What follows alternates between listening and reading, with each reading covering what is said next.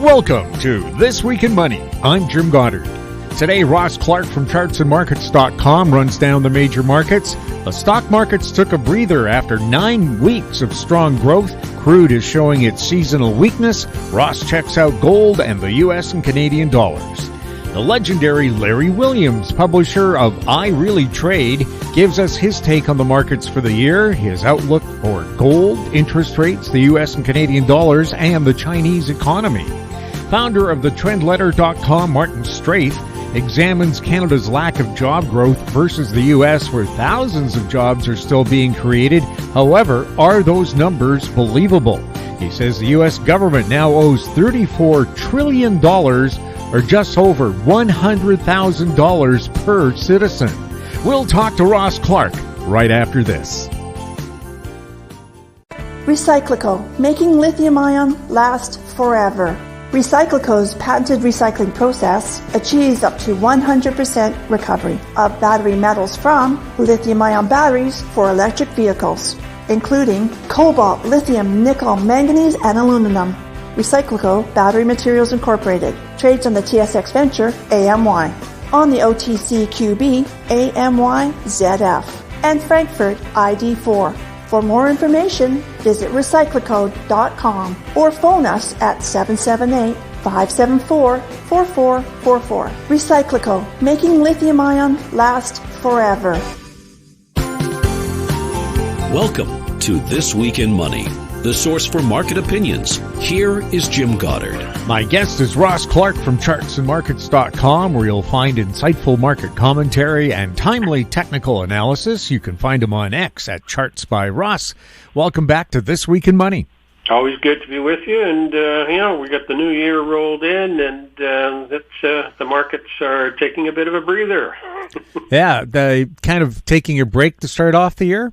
Yeah, I guess all those people who, were scared about taking capital gains, they didn't want to pay the taxes, they can do it now. They don't have to file tax returns for this year for another, 16 months or so? But, so this is we've had, 9 weeks straight up in the markets, and then this week has become the first down week after that 9-week run, and that was really part of the classic end of October move, which is the strongest seasonal of the year. There's another one that kicks in here very shortly that generally is good, but not of the magnitude or reliability that you see on that one in the fourth quarter of the year. But we look for you do some cycle work, some seasonal work, but the key to me is trying to get some of the emotion out of things, and you do that by looking for patterns and looking for, in my case, extreme readings, and I designed my capitulation and exhaustion models 20, 30 years ago, and the idea was to try and find extremes in there and then look for market reversals from those, and that tries to, you're always going to be emotional when you've got money in the markets, and or when you're looking to place it in the market, and this helps to take some of that edge out of it. The tail end of the year, we had upside exhaustion signals in the broad indices, the S&P, the NASDAQ, and then we got the DeMark signals on the sequentials right into the top. So you got both pattern and momentum that we're seeing that we were ready for a correction. And so far, it was... the first 3 days were hard down. Friday's a bit of a pause in the move. We've got, because of the extent of the move and the magnitude of it on the downside, we ended up with oversold signals, the short-term signals on the S&P, the NASDAQ, and the Russell. So a bounce, and probably a little bit more than we saw on Friday, but a bounce is probably in the offing right now. January tends to be, historically was a good month, but in the last 5 or 10 years, it hasn't been as reliable. So I think we could see a bit of a choppiness here as we move through the coming weeks. What's going on with gold? Gold ended up with that big move into the into December, not quite matching the spike that happened back at the end of November, but a pretty good run up through 2080 on the spot price. Ran amount of momentum up there. But the correction, on the spot price, we closed off at 2,045. That still maintains the uptrend, but this is it's more of a methodical move right now. The move off the initial low down at 1830 was a good seasonal play. That would typically would last to say 47 to 72 days. And we're now into the back third of that, so there might be some more time left in this one. And, normally the gold and the silver markets like to top with a big run in the final days. Usually you get the best part of the move in the last 10% of the time. So hopefully we get a bit more of a spike to the upside than we've seen just now. The support area I've been looking at was 2035 on the cash price. We've kissed that one 3 times at the tail end of this week and held in here, just seeming to be without much conviction to the upside. But I think that if it starts to gain some momentum, it really could come to life. What's going on with crude? Crude oil, we've got the seasonal low in place. I mean, that happened where it was supposed to back in December, and then we had a nice rally from, $68 up to $76, and then retraced back down this week. I think 68.5 to 69 was the bottom end of that. Historically, this likes to double bottom, so we've got that first low in place, and if you put a Bollinger Band on here, you'll find that it's coming around to kiss the Bollinger, the lower Bollinger, so that would be a good area for support. And closing up through 74, 75 would probably be the beginning of the seasonal uptrend, which would historically take you out into March or April. So this one's got a chance to have some pretty good life in here. And when you look at the various markets that have moved and not moved, this is one that's got some potential in it. So many of the other markets have already had big runs in the fourth quarter of last year. Maybe it's time for the oil market to come to life. What's happening with the U.S. and Canadian dollars? U.S. dollar had that really strong commitment of traders number a couple of weeks ago, and we bottomed out. We also had one of our sequential 9 signals right at the bottom end of the move here just a week ago.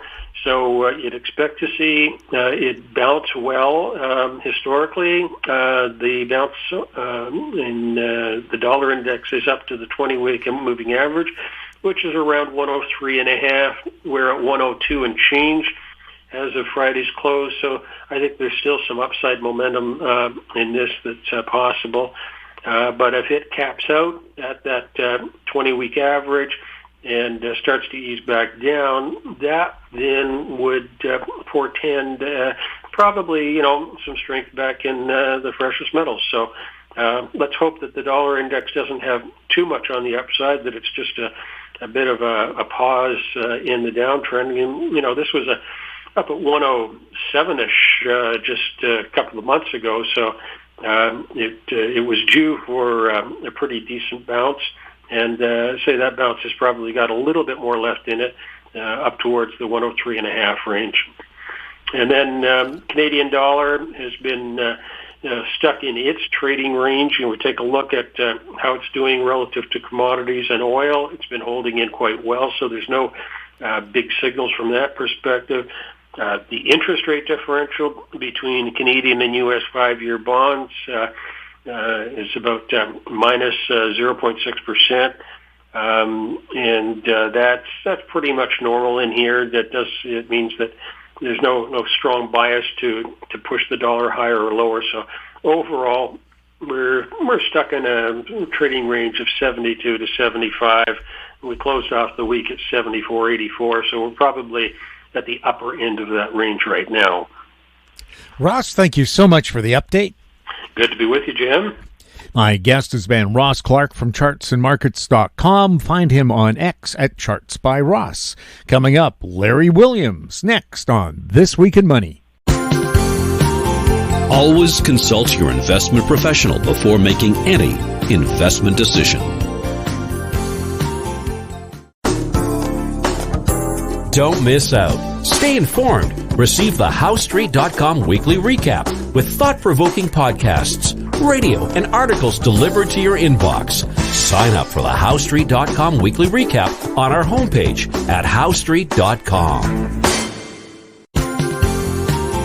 This Week in Money is archived online at TalkDigitalNetwork.com. Welcome back. My guest is Larry Williams, founder of I Really Trade online at ireallytrade.com. Jim Cramer calls him the legendary Larry for his over 60 years of trading experience. He may be best known for winning the World Cup Trading Championship, taking $10,000 of real money to $1.1 million in a year. This is Larry's first appearance on This Week in Money. Larry, welcome to the show. Thank you very much. I've been looking forward to this. Should be a lot of fun today. Larry, can you first of all tell us about I Really Trade? What's it all about? Well, most people that give advice in this business don't really trade. So years and years ago, I decided, my wife, I think, came up with the idea. Let's have a website called I Really Trade, because even at 81 years of age, I still really trade. I have positions on right now, some good, some bad. And so I kind of, it was a demarcation to separate us from other people in the business. There's so many people talk but don't really do this. I really feel the ups and downs of the market. So it's more, you have skin in the game, so you really care on what kind of a result you get. It's not just a theory. Oh, yeah, I have good days and bad days. It's like, oh, yeah. Yeah, it's and I can do that because I've been doing this since 1962 when I first started following the markets. And that's all I've ever done. I never had a job to speak of. And this is what I do. And people know me around the world for my books and lectures and all that, of course. But still, I think it's always better to say, yeah, the guy's got some experience at this, and not just talk him through his hat. Your 2024 forecast letter is out. What's in it, and how can people get it? Well, what's in it is my view of the future based on a couple of really interesting things. I happen to think that cycles can tell us a lot about the market in advance, and not just about stock prices, but a couple of years ago we said inflation would peak out, and it has. We said that GDP would come up, and it has, while everybody else was saying we were going to go through a recession or depression or whatever. That there's a lot of information that cycles can predict. It gives a good idea of the future. We can't know the future exactly, but we can have a good idea, but based on cycles and some other work that I've done, and from that, we've been able to make predictions the following year for individual stocks, futures, in the market. We've been doing it, I think, the forecast report 18 years now. We've got followers all over the world, so obviously we've been doing something right. Now, a big question, I guess, to start off the show is, how did you turn $10,000 into $1.1 million in 1 year? Well, that was 1987, and I did it with a combination of things. I'll tell the other side of that story in a moment, but I was very focused on the markets. I was young, of course, and I had a short-term swing trading program that I followed, usually, not always. Sometimes I went by the seat of my pants. But mostly, I used a very, very form of aggressive money management. So aggressive that actually what people don't realize, at one point, the account value was $2.2 million. And then the crash of 87 came, and that $2.2 million slipped down to $750,000. And we traded it back to $1.1 million by the end of the year, from the middle of October back to the end of the year. So what I realized, the money management can have huge swings up and down. I mean, that was a year you could say I lost $1 million, so I did from the high.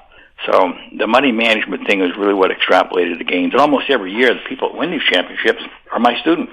And they have learned not to be quite as aggressive as I was in money management. You have to be really right to be that aggressive with your money management. What are the keys to success in trading? Oh, gosh. I think there's several. clearly you have to have a belief system, a belief in yourself that come hell or high water, you're going to recover. I mean, I've had ups and downs. Probably good to go through a blowout early in your career, which I did way back in the 60s. That helps kind of temper your youthfulness. That you really understand how the markets work, and part of that understanding, this is not a business of perfection. You're never going to be really right. I've made a lot of money, but I've never been really right. I never, on my winning trades, I didn't have enough contracts on. My losing trades, I had too many contracts on. So if you're a perfectionist, but you got to walk away from this business, you just kind of have to learn to accept, well, that's the market, smile and move forward. I think that's really important. It's how you can come back from your losses, because you will have losses doing this. Can you recover from those? Do they have you or do you have them? Do you follow cycles? Oh, yeah. I first started following cycles with a foundation for the study of cycles way back in the 1960s, and since then we have better software, and I use timing solutions software. It's incredible what you can do to find out. Like today I was working with cycles of real estate. There's a really strong 9-year cycle in median price of houses in America. And so once you know the cycle, you know that, okay, the next time housing prices will bottom will be 2028, July. So you can get a good view of the future, because cycles, while they're not perfect, will give you the general idea of when we should have a top or bottom in the marketplace. That applies to economic data, applies obviously to the stock market, where we are in a bull market and will continue in a bull market this year based on my cycle studies. Is there a seasonality to trading? Yeah, there's this real strong seasonality. We just saw it in the United States stock market, where typically we see a year-end rally. Now, there's a lot of reasons why that. Some people call it a Santa Claus rally. Could be. I think it might be actually due to something else. We'll start to see a sell-off probably in the latter part of June or September, the latter part of September this coming year, this year, 2024. So there's times when the market tends to be weaker or stronger. It does not mean that will happen every year. I wrote the first book about seasonals and commodities way back in 1973. They still work, but you have to temper them. They're not perfect. You have to see how the market's doing now versus the seasonal pattern, because the key here is the seasonal pattern is how prices usually trade, how they usually trade. So how are we doing now versus how we usually trade? It's a comparison of those two that allows you to really use seasonality in trading for stocks or futures. What could be an example of where seasonality really plays a role, like the gold cycle in China, where people like to stock up on it to give it away for weddings? Well, that's more in India, where they give it away for weddings. But we see that there's been a pretty strong cycle in gold. Usually starting right about now, we start to rally in the market. And we rally until, about the 1st of March. So there's a bias in here for short-term, intermediate-term traders to look for buying opportunity in the gold market. But what's happened in the gold market recently, say the last 10, 15 years now, it's not the market that your father or your grandfather used to trade. It's gone from a speculative market, it's going to save us from recessions and depressions, which it never has, by the way, to a commercial, legitimate commodity. This is, has users, it has producers. And if you think that inflation is going to make this market go up, well, you were dead wrong in the last 2 years when gold went down while inflation went up. If you think it's excess government spending is going to do it, gold didn't go up. You think recession is going to cause gold to go up, it's never done that in a recession. And stock market declines, it declines too. It rallies when the users and producers are net long this market or get aggressively long. This is a commodity, and people need to turn off their talk show radios and forget about, it's going to save us from whatever's going to happen in the future. Gold is like wheat. It's used and produced now. It wasn't the same way when it first started trading back in the 70s, but it is a consumption demand market. Once you understand that, you'll do a lot better trading gold. What are your thoughts on buy and hold versus active daily trading? Well, daily trading is a great way to donate your money to somebody else. And there's a reason why. Trend is the basis of all profits. If you don't have a trend, it doesn't matter if it's real estate, stocks, pork bellies, gold, you're not going to make any money. So we have to then ask, well, what's a function of trend? What's the cause of trend? And the answer is time. A day trader has 4 or 5 hours to make money. That's it. I have all year to make money, so I can get a small position in a market and capture a huge move and make a lot of money, where the day trader can never do that. To make a lot of money, he has to have a big position, and with the big position, you can get big losses. So the mathematics of day trading are totally stacked against you. Plus, it's physically hard to do day in, day out. Not all days are the same. So to me, intermediate term swing trading, that's where the big money's been made. A number of people are predicting stock markets topping very soon, but what do you see ahead for the stock markets over the next few years, and could we see a 50,000 Dow? Well, I'm not that good at predicting numbers of where we're going to go, but I think I'm pretty good at telling you the general path the market's on. The general path is this market is bullish, which means there will be pullbacks this year in the market, and you want to buy those pullbacks. Later on, coming into next year, 2005, late in the year, I think we're going to start a significant bear market, maybe 2027. I don't have that formulated exactly yet, but I think we're in the last leg of a real good bull market. And you take advantage of that. Don't get carried away by the purveyors of pessimism that are saying it's all over. It isn't. Prices will be higher at the end of this year than they are now. What is the real rate of inflation? Well, that's a good question. I don't know. And in terms of how I use that for the stock market, that's not really relevant. What I'm concerned about is the rate of change of inflation.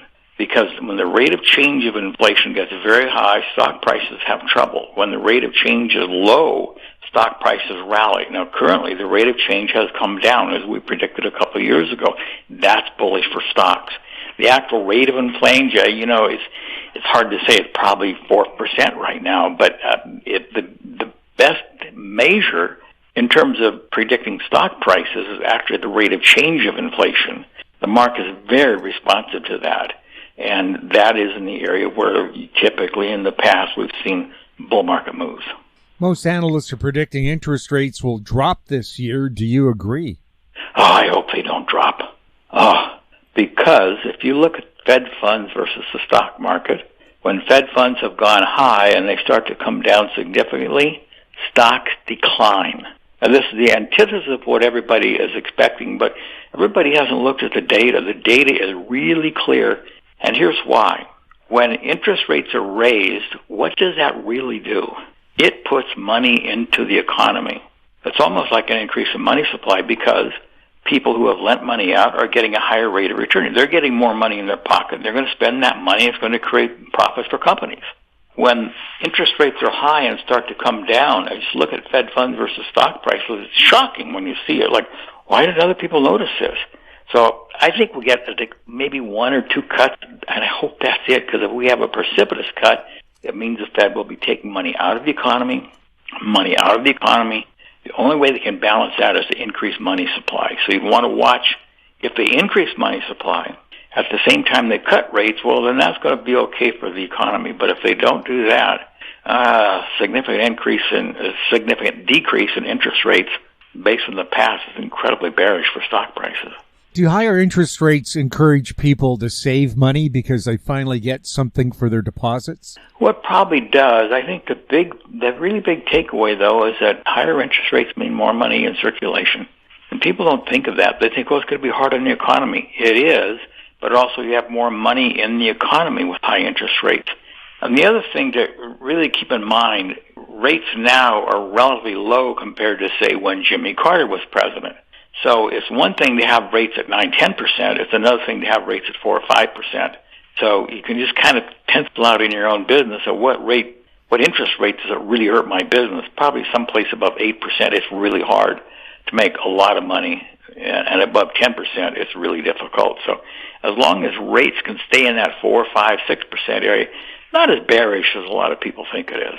Is the U.S. dollar likely to remain the world's reserve currency? Duh. Yeah.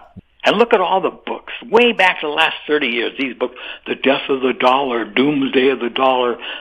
How many books have been written about the death of the dollar, and every one has been wrong. And now it's going to be Bitcoin. No, it's not going to be Bitcoin. The dollar is still strong because America is the strongest country in the world. You can trust business numbers in America pretty much. In China, pretty much you can't trust them. India, you can't trust them. So, yeah, we are a stable economy. We might not be as productive as, say, China or India, but we are more stable. We're a more clear economy. So, yeah, the dollar, it ain't going to go away. What do you see ahead for the Canadian dollar? Oh, my gosh, I haven't looked at the Canadian dollar. Let me pull up my charts and I can tell you. I'll tell you this, I used to trade the Canadian dollar a lot, but you know what? I never did all that well on the Canadian dollar. It usually follows the U.S. dollar, so I wouldn't be surprised to see it more or less parrot what the dollar does. You've got some problems up there in Canada, though, because of the socialists, and, socialism is not really good on the currency. Let me pull up my forecast for the U.S. dollar, for the Canadian dollar index right now. We'll take a look at it. And I can give you this is the nice thing about making my forecast report. We can pull up almost any market and say, yeah, this is when we're going to see the highs and lows for the year in that market, whether it's the Indian stock market, Australia, or the Canadian dollar. I'm just about to it now. Yeah, here we go. Canadian dollar, you're going to see a nice, between now and the first part of February, sideways to down. Big rally starting about the middle of May with a peak in the 1st of August. And another buying opportunity about on my birthday, October 6th, and then a rally into the end of the year. So basically, sideways market until May. When May, we have a really nice move to the upside. Do you think Bitcoin is a store of wealth or a belief system? And what do you see ahead for Bitcoin? Well, that's a good way to put it. It's a belief system. It's a belief system based on nothing, really. I mean, what does Bitcoin produce?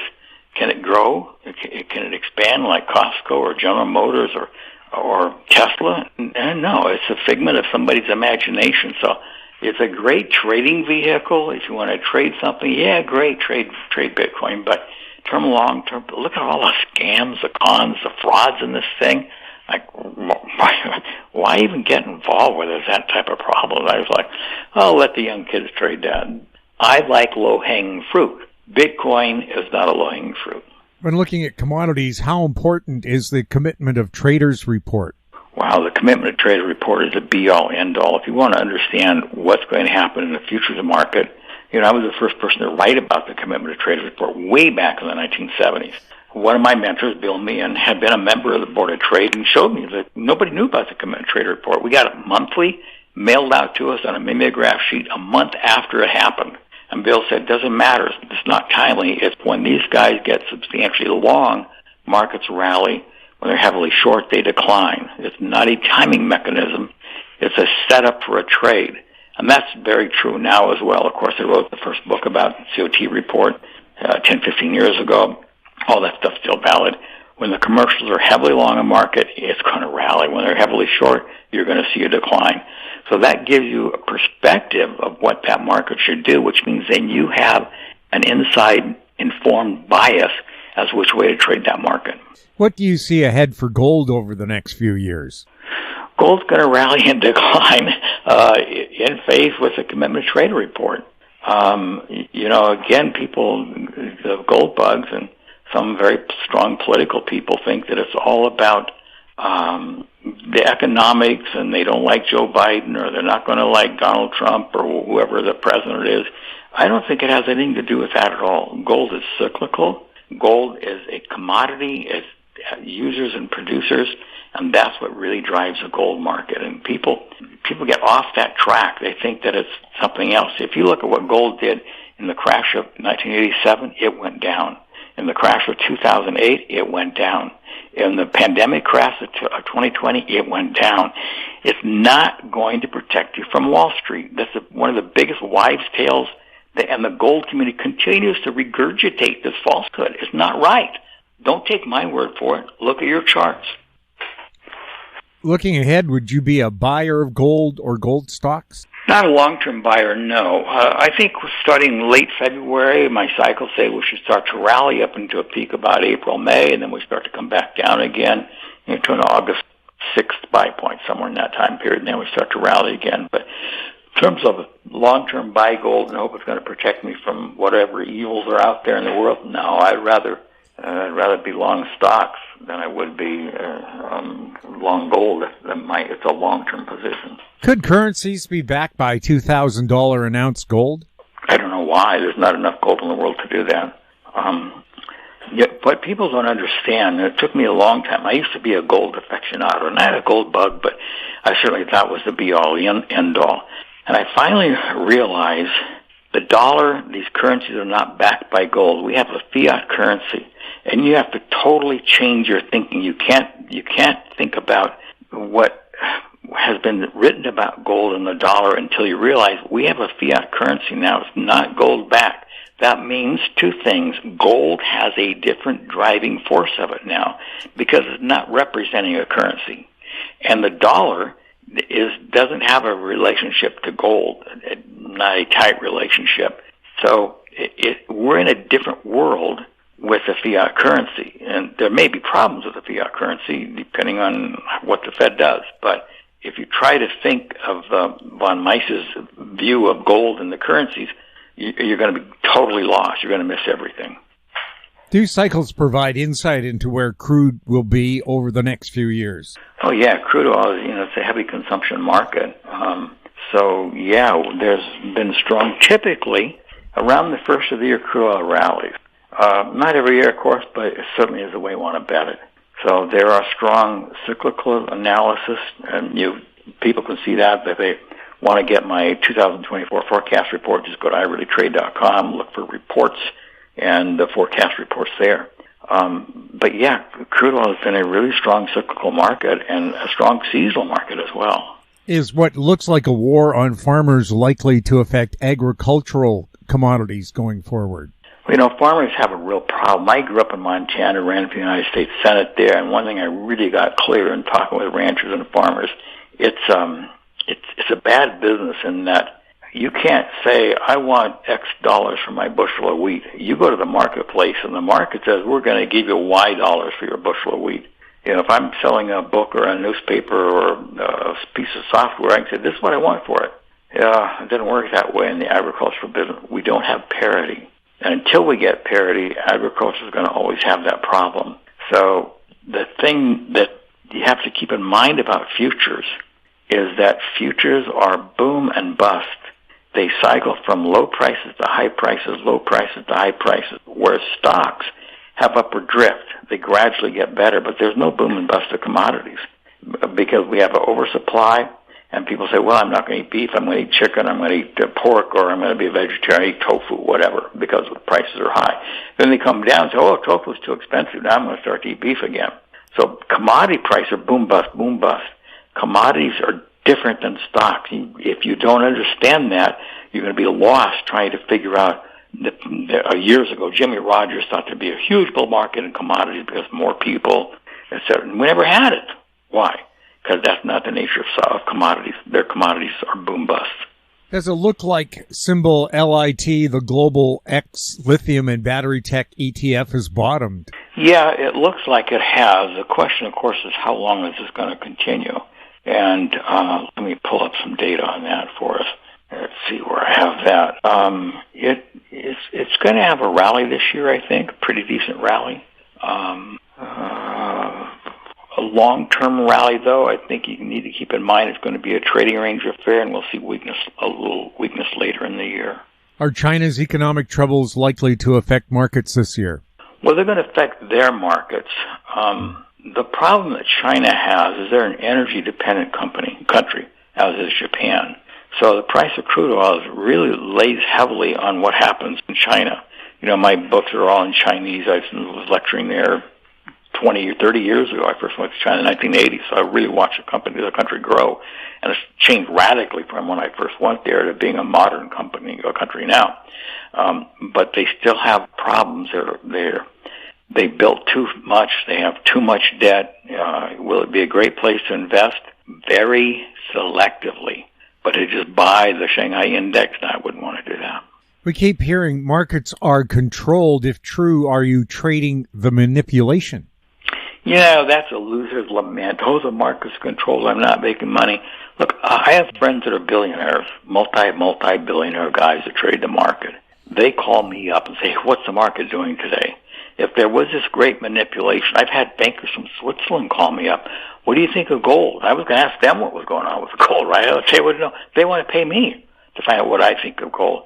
So this idea the market manipulated, that's people that are losers trying to blame it on somebody else instead of their own judgment call or their own emotional decision. At times, sure, there can be some manipulation in the market.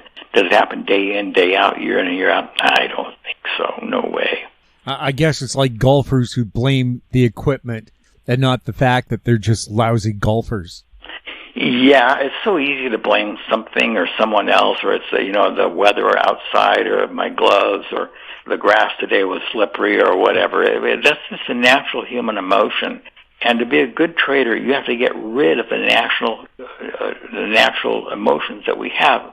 Everything is upside down. The logic of the marketplace, when things look bad, I sell. When things look really good, I sell. When they look really bad, I buy. And that's totally upside down. Good news is bad news for me. Bad news is good news for me. And the same thing with, I did. Now, I didn't screw up. I can't blame this on somebody else like I can with everything else in my life. You have to totally change your emotional perspective, intellectual perspective to be good at this. Larry, where can people follow you and subscribe to your products? Well, they can go to ireallytrade.com, and I have my forecast 2024 report, which is ready, that shows all the major markets of the world, what I expect them to do. Of course, the Dow, the S&P, and the stocks in America, and about 30 of the most actively traded stocks, and all the big seven, the FANG stocks, and a lot of other good stocks, and all futures. So it's a over 100-page report. It's not just like one sheet. It's a lot of work, and also my economic forecast based on my cyclical studies of things like GDP and inflation and interest rates to get a good fundamental idea. I really believe charts are not enough.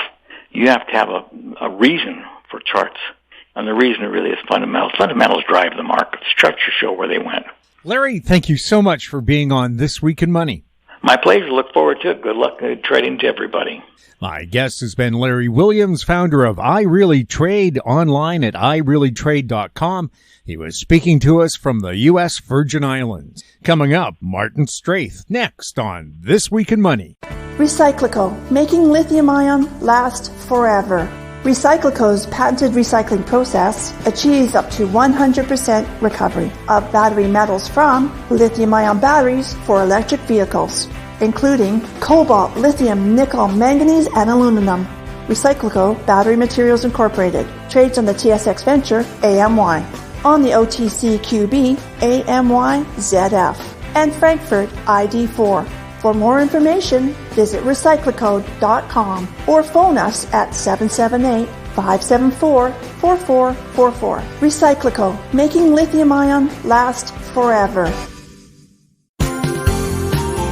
This Week in Money is archived online at talkdigitalnetwork.com.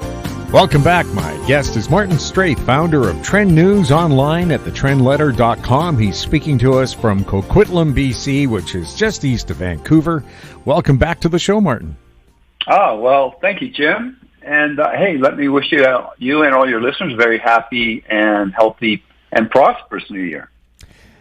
Martin, you're going to be at the World Outlook Financial Conference in Vancouver, BC on February 2nd and 3rd. Will you be presenting? What will you be presenting on, and how can people sign up to see it? Yeah, we'll be there. This will be, I think it's our 5th year there. We'll be taking part in their Investing in Energy segment, so that's going to start on the Friday afternoon. I think we're on at 3:30. So we'll be covering various energy investment ideas that we like. We tell investors what we are buying, why, and what we are selling and why. The nice thing about these conferences, in person, you get to show the charts, and we find that when we can show clear trends, either developing or already well entrenched, that it makes it so much easier for the average investor to understand what's driving the markets. One of the things we always hear at these conferences is that people say, damn it, I missed that trade. People are always kicking themselves for not being, early enough or for missing a key turning point. And, our attitude, it's like catching a train. If you miss one, there's always another one coming. And sometimes those missed opportunities, they open up the chance to catch a train going in the other way. And, when the markets turn, it's really important to have hedging strategies. And with the, inverse exchange traded funds or those ETFs, it makes it really easy to short pretty much any sector. So, be it currency, gold, the S&P 500, oil even. So, and that's when those markets turn down. So when a sector reverses, using, hedging strategies is a great way to not just protect yourself in a correction or bear market, but to actually make some great gains.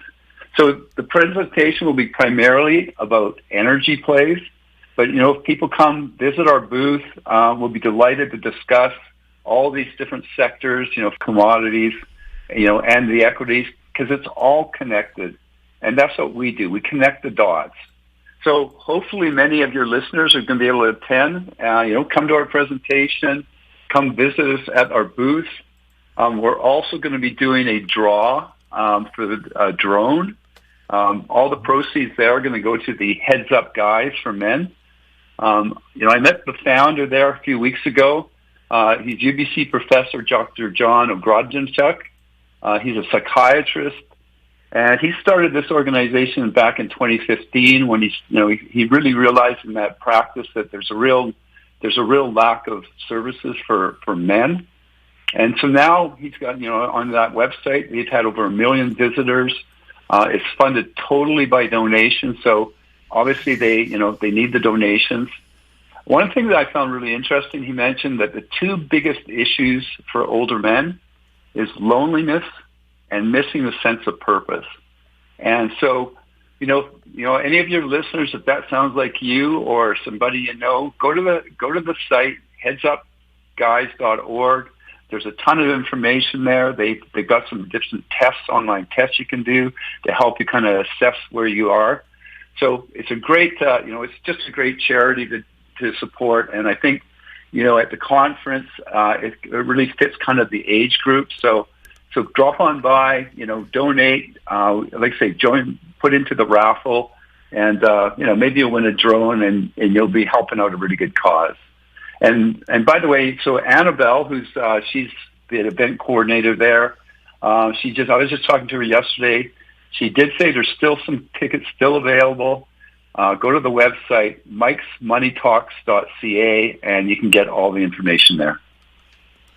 The CME Group's FedWatch tool is predicting a 62% chance the Fed cuts 25 basis points on March 20th and a 4.3% chance they'll cut 50 basis points. What's your take?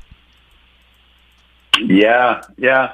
It's the markets are just so fixated on the Fed. And, they are eagerly anticipating the Fed to start cutting rates.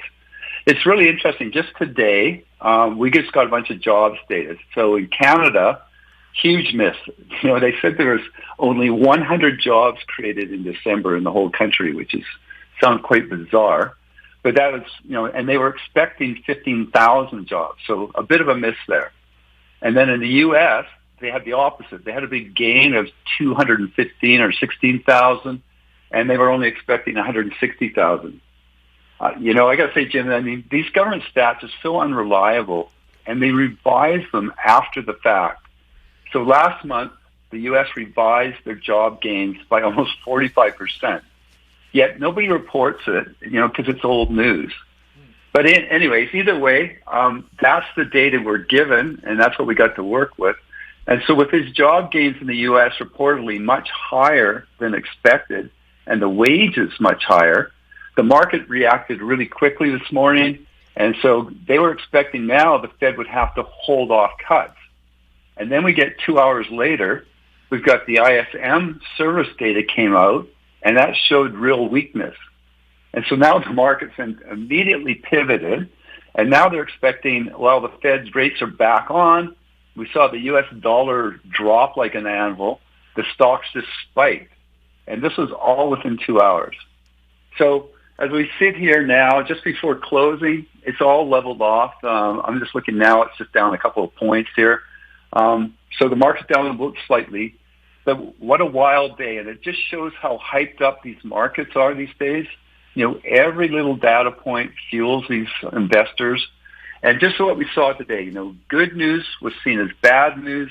And then all of a sudden, yay, we got some bad news here. So that means it's good news for the markets. So getting back to the Fed, it's going to be really a delicate balance, I think. If they cut too soon, then inflation's going to ramp up again. And if they wait too long, then you're going to get deflation and very likely a recession. And, if they see a recession, then they're going to aggressively have to cut. So just for your listeners, I posted a video about 2 or 3 weeks ago, and it shows about what happens when the Fed aggressively cuts rates. Your listeners can look at it. It's on the Trend Letter YouTube channel. The video is it's not even 10 minutes long, but it really clearly shows you what the markets do when the Fed starts cutting rates. And what happens is that the markets decline. And you think about it, and it makes a lot of sense. If the market's if the economy's tanking, that's not going to be good news for business. So stocks are not going to do well in a declining economy. Now, back to the Fed, will they start cutting rates in March? Sounds really aggressive to me, but, it's really going to be driven by inflation and employment data. The inflation data is usually a bit more accurate than all this employment data we keep seeing. Again, for us, it really doesn't matter. We watch the trends.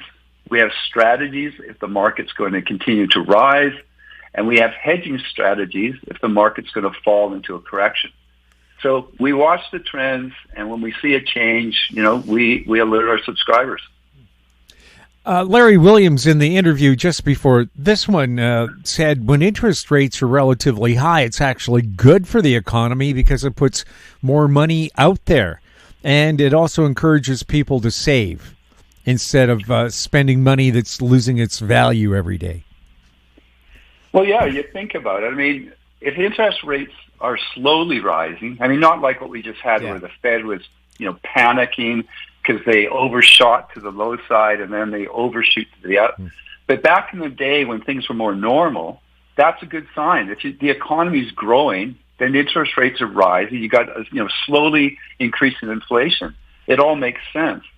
The problem we've had in the last couple of decades is, these central banks are trying to manipulate everything. They're trying to, force inflation. Remember back in 2009 when we had that crash, the Fed then tried to get inflation up. So they artificially kept interest rates low and they couldn't get inflation. We didn't get any inflation until we had COVID. And that's, then the Fed started pumping money out. The governments all started handing out free money. And all of a sudden you had inflation because the supply chains were shut down. So your previous guess is right. Like in a normal world, that's what you want. You want to see slow rising, the economy's rising, inflation's rising slightly, and interest rates slowly rise. But that's not what we've been having in the last, decade or so. The stock market has followed your projections so far with a slow start to 2024. Thoughts on how the stock market could progress for the rest of this year?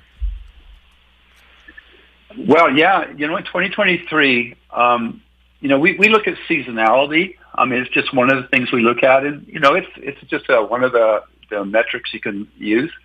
So it was very interesting. 2023, the S&P 500 really followed its seasonality pattern very closely. And, if we see that continue into 2024, then you can expect a decline starting to kick in, around mid-January. So that's, another week or so away. And then typically we see a fairly bumpy ride into mid-March, and then things should start to move higher. So market sentiment, got extremely bullish over the last few months. This unbelievable anticipation of the Fed cutting rates has been a massive tailwind for stocks.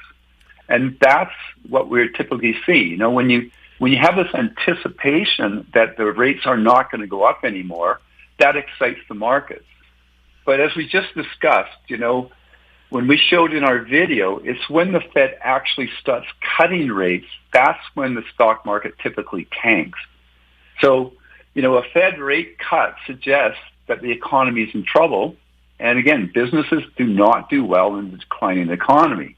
And if businesses aren't doing well, you don't want to be buying stocks in them because the business is going down.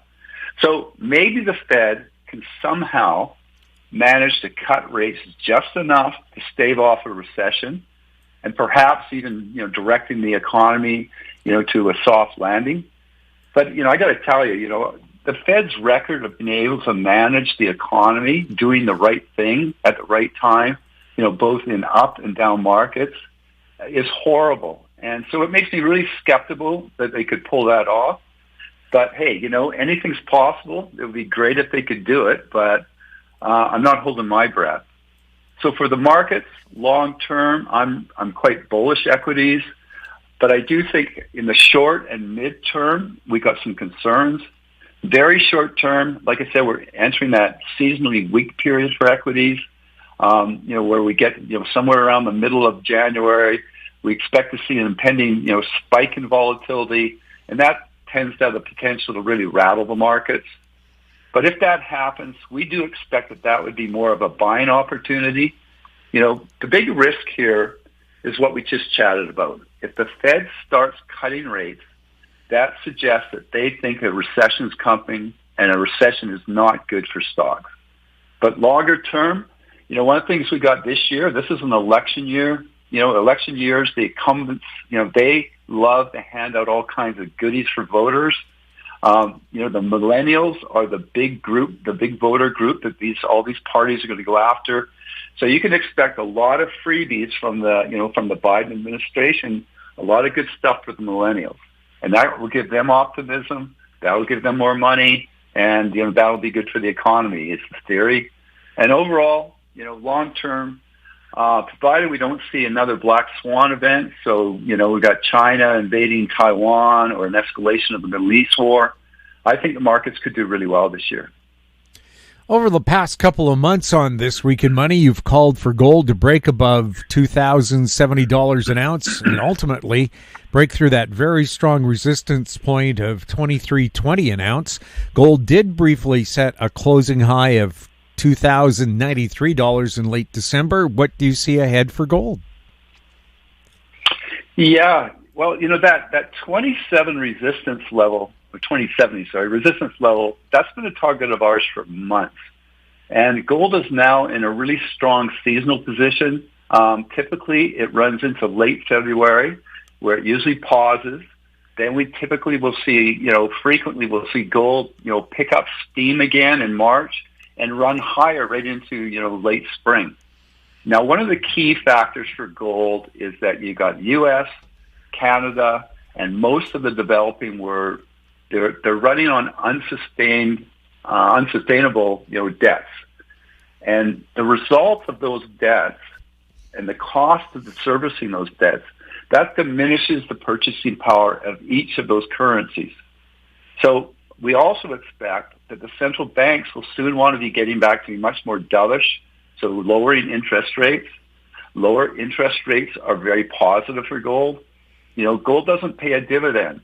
So when interest rates go really high, then gold doesn't compete well, because, investors could simply get, they get a 5% yield on a bond, where gold doesn't pay anything. So when the rates start to drop, though, that's when gold becomes a much more attractive investment. So right now, the market's factoring our Fed rate cut, and that would be good for gold. So right now, today, I'm just looking. So gold's about 20.50 right here. So it's up about $5 on Friday. It's still above its uptrend line from the October low, which is bullish. If it can remain above that trend line, that's very good news. But we do need to see it push through and hold above that 2070 number we keep talking about. And if it can do that, I believe that run of 2300 to 2320 is very doable. I think that gold's in its really early stages of a multi-year run here. Now, support's at 2010 and then 1925. Now, the big thing, though, that what we're looking for, and that has not happened yet, is we're waiting for the miners to catch up to the bull-in. That's something that needs to happen. before that we can really say that gold's starting to take off. War drums and the Red Sea shipping lanes. Maersk, for example, says it's no longer going to send its container ships through the Red Sea. Is this bullish for the price of crude? Yeah, things are getting a bit nasty. It looks pretty ugly over. There's a lot of warships in that region right now. The attacks on these container ships. It's now, as you just mentioned, most shipping companies now diverting. So they're not going through the Suez now. They're working their way, taking the long route, down southern Africa, off the Cape Horn route. And that's what that's doing, though. It's adding up to 170% to the container cost for shipping goods. And obviously, these ships have to travel a lot further distance. That in itself is going to increase demand. And yeah, and if we get something exploding happening here, then that could really push up prices. So oil prices have been on a steep decline from late September high. We had, I think it was last time I was your show, we were talking about this, that, you've got the OPEC plus outside countries. So you got the U.S., you got Iran. They've been pumping up crude like a really high clip here. So now this week we saw an increase in gasoline and diesel inventories. But like you just said, the tension in the Middle East, that's offset those production gains. So oil's just kind of bouncing around here.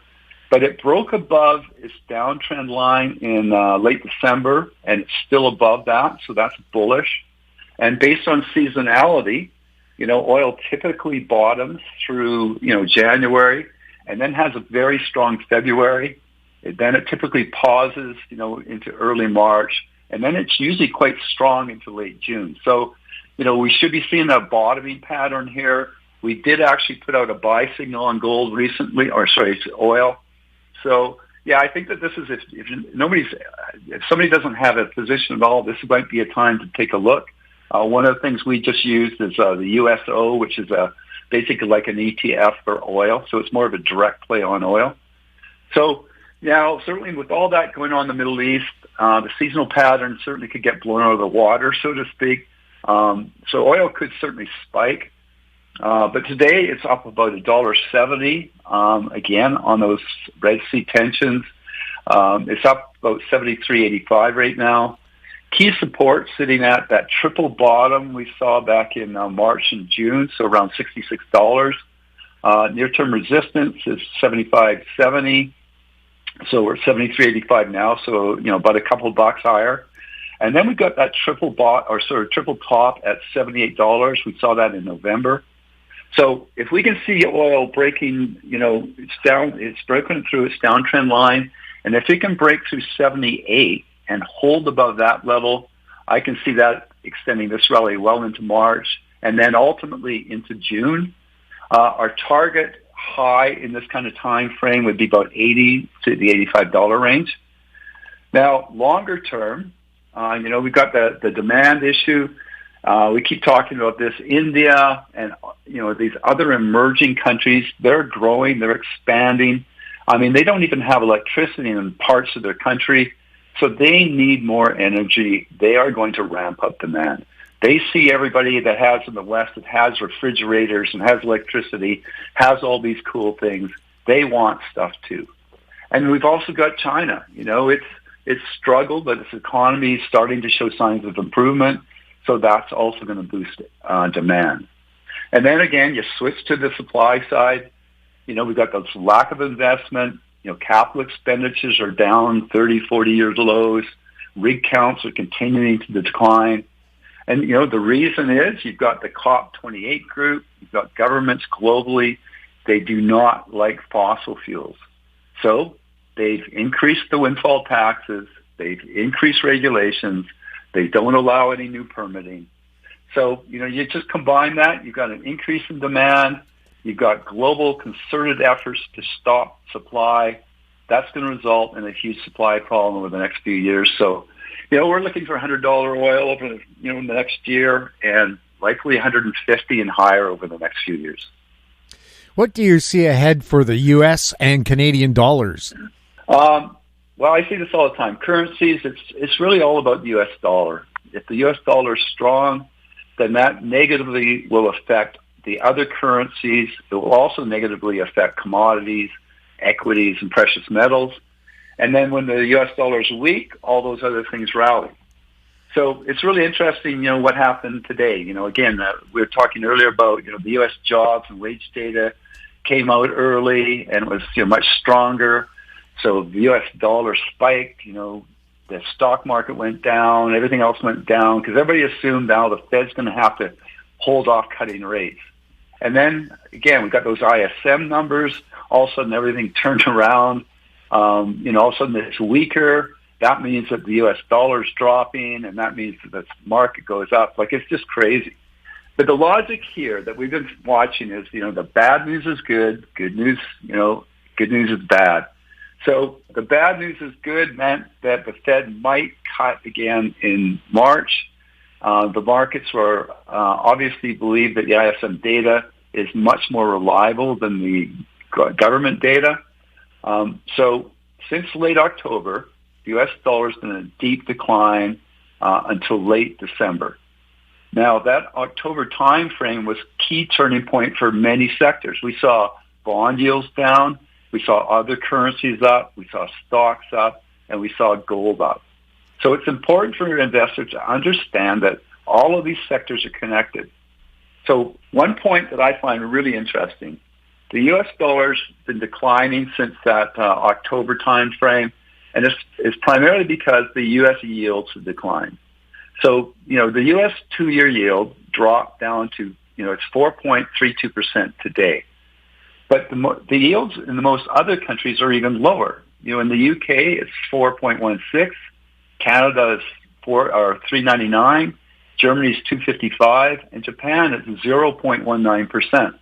So we've got this scenario where the markets are reacting that the U.S. dollar, the Fed's going to cut so that the U.S. dollar is going to lose value. That all these other central banks are looking at doing the same thing. So, I think that you're going to see the Bank of Canada, the ECB, and potentially the Bank of England all probably cut rates before the Fed does. And if that happens, then you're going to see those currencies start to lose value to the U.S. dollar. Now, it's not likely going to happen for months. And then, of course, if the Fed actually leads the way and cuts first, well, then the U.S. dollar is going to fall. Again, this is all connected. People need to understand that. So near-term resistance for the U.S. dollar is $1.08. Ultimately, I can see the U.S. dollar hitting $1.15. Near-term support, about 101, and then about $1. For Canada, again, it's all connected to the U.S. dollar.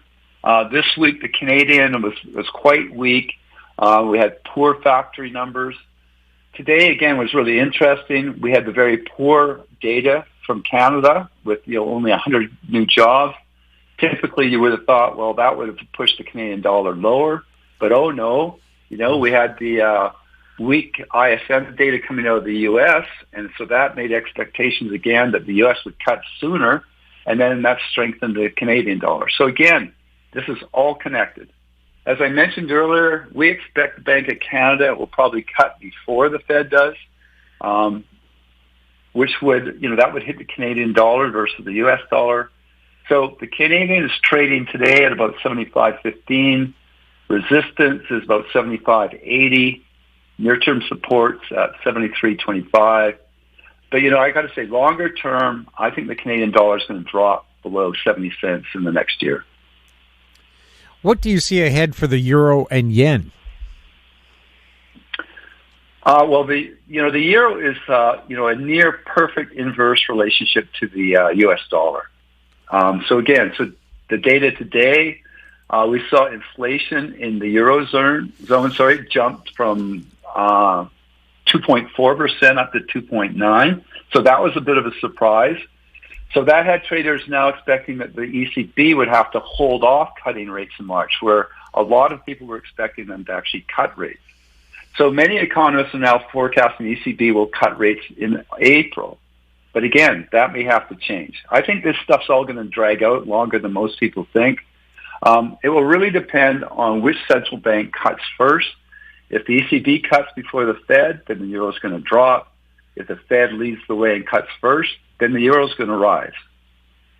And then if we look at the yen, it's got a real interesting story. You know, while the other central banks have been aggressively raising rates to fight inflation, Japan did nothing.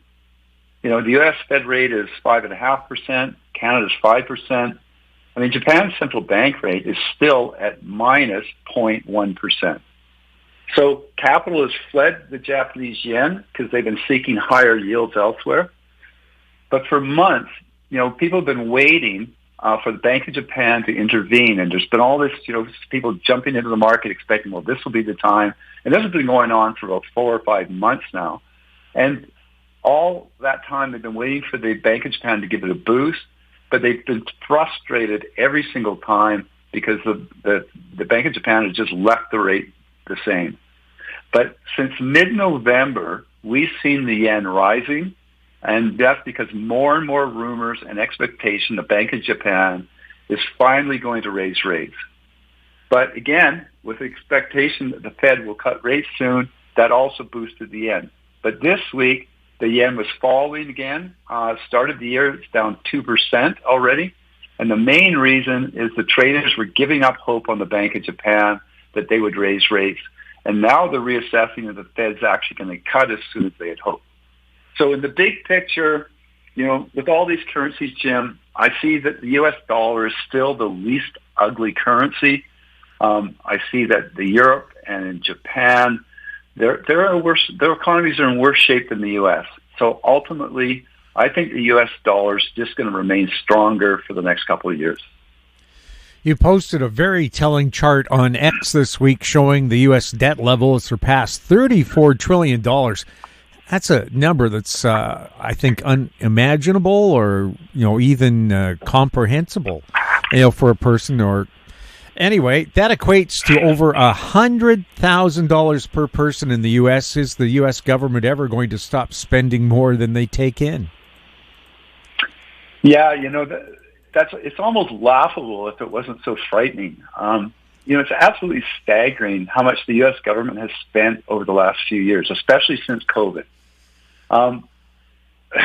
You know, yeah, as you say, $34 trillion. And you think about that. So here's some comparisons. So $34 trillion, you take that, that's the U.S. debt. That equates to the economies of China, Germany, Japan, India, and the United Kingdom combined. So you think of that. The U.S. debt total equals the combined value of the economies of those 5 countries. So as you say, $101,000 per person, man, woman, and child. It works out to $259,000 per household. It works out to $264,000 per taxpayer. But here's the number that really to me is, if every U.S. household contributed $1,000 a month toward paying down the national debt, and the debt did not rise again, $1, it would take 22 years to pay off that debt. You know, the interest on the U.S. debt is now $1 trillion. So that's more than they spend on the defense, Medicare, or Social Security. And, you know, Jim, this is an election year. So you know that they are not going to stop spending. They're going to increase spending dramatically. Now, in Canada, you know, we hear that and you go, oh my God, that's crazy what's happening in the States. I mean, Canada the numbers aren't quite as bad, but they're not good either. I mean, according to CBC, since 2015, so when Trudeau first took over as Prime Minister, the debt in Canada has doubled from $613 billion to $1.23 trillion. Now, since we have 40 million people now in Canada, that equates to $30,750 per person in Canada. The Trudeau government has increased the size of the government by 40% since 2015. So I don't know about you, Jim, but do you feel that you're getting 40% more service from our government over the last 8 years? You know, I think it's pretty clear that neither the U.S. or Canadian government have any plans to cut these massive spending. so we can expend more huge deficits and debts. Martin, you have 3 services available, the Trend Letter, Technical Trader, and Trend Disruptors. Can you tell us about the services and how people can get them? Yeah, sure. The Trend Letter, well, that was the original, so that's 22 years old. We first started publishing it, what was it, 2002, I guess it was. So it's basically for long-term investors. It covers equities, currencies, precious metals, commodities, and bonds. It comes out once a week. Then we have the Trend Technical Trader. That's for a little bit more active investors, but also long-term investors. It was once a hedging service, but it also covers equities, precious metals, commodities, and includes our Gold Technical Trader, which is a proprietary service. And then the third one is Trend Disruptors for speculators with risk capital affordability. Service invest in disruptive ideas. So we're talking AI, virtual and augmented reality, 5G, cloud, Internet of Things. Also, Jim, we've got our free service called Headlines. That's where we review what's happening in the markets every morning. And then we send out the headlines that we feel investors should be aware of. And then investors could simply read the headline. And if they want to read the actual details, they just click on the headline and then they can read the article. And again, there's no spam in here. We're not trying to oversell anything. That's just pure stuff. You get the articles every day. So if any of your listeners have any questions about any of our services, they can email us at info@thetrendletter.com. And that's all one word, thetrendletter.com. Martin, thank you so much for being on This Week in Money. My pleasure, Jim. And again, Happy New Year. My guest has been Martin Straith, founder of Trend News online at thetrendletter.com. He was speaking to us from Coquitlam, BC, which is just east of Vancouver. And that wraps up our show for this week. We'd like to thank our guests, Ross Clark, Larry Williams, and Martin Straith. And thank you for listening. If you have any questions for the show or for our guests, you can send them to info@housestreet.com. I'm Jim Goddard. We'll be back next week with more This Week in Money. Comments made on This Week in Money are an expression of opinion only and should not be construed in any manner whatsoever as recommendations to buy or sell any financial instrument at any time. Archived online at talkdigitalnetwork.com. This Week in Money is a production of House Street Media Incorporated. Executive producer is Tom Allen.